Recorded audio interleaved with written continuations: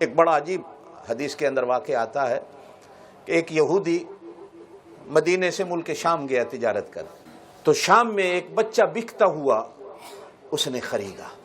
بچے کا نام تھا سالم۔ وہ یہودی اس بچے کو خرید کر مدینے لے آیا۔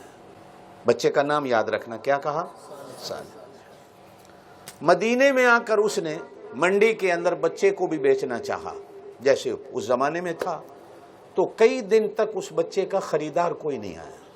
وہ سارا دن دھوپ میں کھڑا رہتا، سردی ہو گرمی ہو، غلامی کے جو کپڑے پہنے ہیں منڈی میں کھڑا ہے، کوئی خریدنے والا نہیں ہوتا۔ مدینے کی ایک عورت کو پتہ چلا کہ ایک بچہ ہے، کتنے دن سے کوئی خریدنے والا نہیں، منڈی میں اس کی بولی لگتی ہے، تو اس عورت نے اس بچے کو خریدا۔ حضرت ابو حذیفہ ایک صحابی ہیں،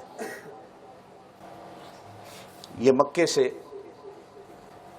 ہجرت کے لیے ملک شام گئے، واپسی پہ مدینے ٹھہرے، تو جس عورت نے اس بچے کو خریدا تھا، انہوں نے اس عورت کو نکاح کی دعوت دی، شادی کی دعوت دی۔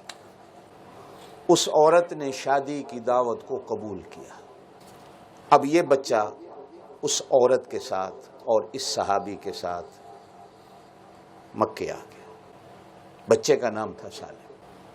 اب یہ بڑا ہوا، مکے میں اللہ پاک نے اس کو بھی اسلام کی دولت سے نوازا، مسلمان ہوا۔ سیکھتے سیکھتے سیکھتے سیکھتے اتنا علم سیکھا حضور صلی اللہ علیہ وسلم سے، جس بچے کو کل خریدنے والا کوئی نہیں تھا۔ جب آپ صلی اللہ علیہ وسلم نے مدینے میں ہجرت فرمائی تو مسجد قباء کا سب سے پہلا امام اسی سالم کو حضور نے بنایا۔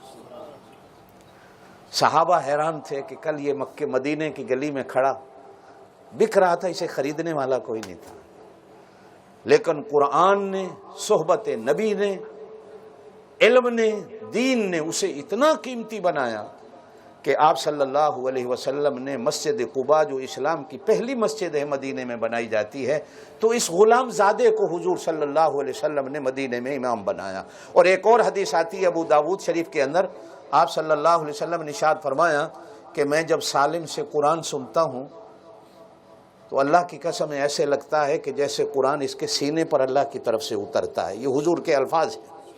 اور ایک اور حدیث ملتی ہے، آپ صلی اللہ علیہ وسلم نے ارشاد فرمایا کہ سالم سے زیادہ شاید اللہ سے محبت کرنے والا کوئی نہیں۔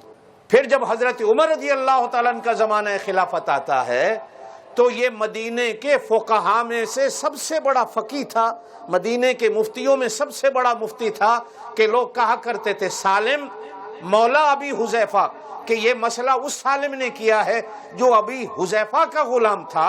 وہ مکے میں جب بیٹھتے تھے تو سارے صحابہ کرام بھی اور تابعین بھی اس کے سامنے ہاتھ جوڑ کر بیٹھتے تھے۔